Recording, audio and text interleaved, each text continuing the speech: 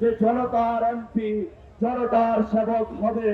ঢাকা 8-12 তারিখের পরে কোন জমিদারি চলবে না। জনগণের এমপি, জনগণের মধ্যে থাকবে ইনশাআল্লাহ। আমাদের চোখে চোখে রাত থেকে আমরা বলতে চাই, বাংলাদেশের 18 কোটি মানুষের জীবন যাবে, তবু 1 সেকেন্ডের জন্য তোমাদের ভারতের পৃথিবীর কাছে আমরা মাথা নত করবে না। এখানে ইসলামকে রক্ষার জন্য, বাংলাদেশের সার্বভৌমত্ব রক্ষার জন্য আজাদির এই লড়াই চলছে, চলবে। আমরা যতদিন জীবিত আছি, ইনসাফের রাজত্ব আমরা কায়েম করবই করবো ইনশাআল্লাহ। প্রিয় ঢাকাবাসী, আমরা আপনাদের সামনে 8 দফার দাবিতে একটি ইশতেহার দিয়েছিলাম, পাটোয়ারির ইশতেহার, যেখানে আমরা সুস্পষ্ট ঘোষণা করেছিলাম। প্রথম দফা ইশতেহারে আমরা বলেছিলাম, শহীদ উসমান বিন হাদি যে হত্যা হয়েছে, সেই হত্যাকাণ্ডের বিচার ইনশাআল্লাহ ঢাকা 8 এবং পুরো বাংলাদেশের মানুষকে নিয়ে বাংলার মাটিতে করেই ছাড়বো ইনশাআল্লাহ। আমরা 2 নম্বর ইশতেহারে বলেছিলাম, চাঁদাবাজি, মাদক ও সন্ত্রাস মুক্ত নিরাপদ ঢাকা 8 করবো আমরা ইনশাআল্লাহ। আমরা 3 নম্বরে বলেছিলাম, সর্বজনীন স্বাস্থ্য ব্যবস্থা আপনাকে প্রত্যেকের বাসার দরজায় দরজায়, মায়েদের কাছে, প্রসূতি মায়েদের কাছে, বাচ্চাদের কাছে, আপনার অসুস্থ বাবার কাছে, আপনার অসুস্থ মায়ের কাছে বিনামূল্যে কিছু কিছু জায়গায় এবং কম টাকায় আমরা পৌঁছে দেওয়ার চেষ্টা করবো ইনশাআল্লাহ। আমরা আরো আপনাদের সাথে প্রতিজ্ঞাবদ্ধ হয়েছিলাম,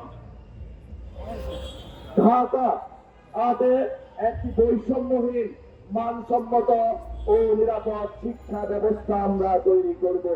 আপনারা জানেন, এখানে বুয়েট, মেডিকেল, ঢাকা ইউনিভার্সিটি থেকে অসংখ্য মানুষ, অসংখ্য শিক্ষার্থী রয়েছে। তাদের শিক্ষা, আবাসস্থল এবং নিরাপদ ঢাকা 8 তৈরির জন্য আমরা প্রতিশ্রুতিবদ্ধ।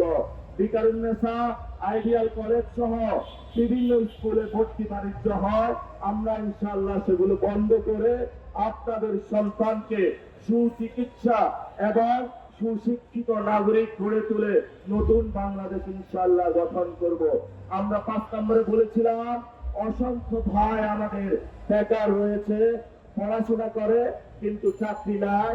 বৈষম্য বিরোধী যে ছাত্র আন্দোলন হয়েছিল, আমাদের কিন্তু কোটা আন্দোলন থেকে শুরু হয়েছিল চাকরির দাবিতে। সেই জন্য আমরা বলেছি, কর্মসংস্থান ও দক্ষ জনশক্তি বৃদ্ধি নিশ্চিতকরণ ঢাকা 8-এ ইনশাআল্লাহ আমরা করব।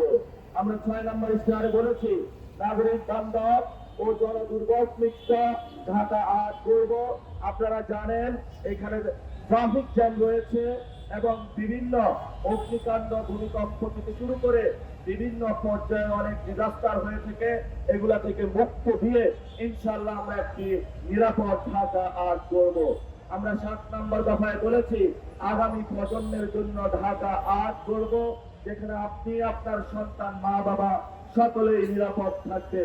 8 নম্বর ইশতেহারে আমরা বলেছি যে জনতার এমপি, জনতার সেবক হবে। ঢাকা 8-12 তারিখের পরে কোন জমিদারি চলবে না। জনগণের এমপি, জনগণের মধ্যে থাকবে ইনশাআল্লাহ। আমরা একটি ওয়েবসাইট খুলবো, askpatwari.com, এবং কল সেন্টার থাকবে।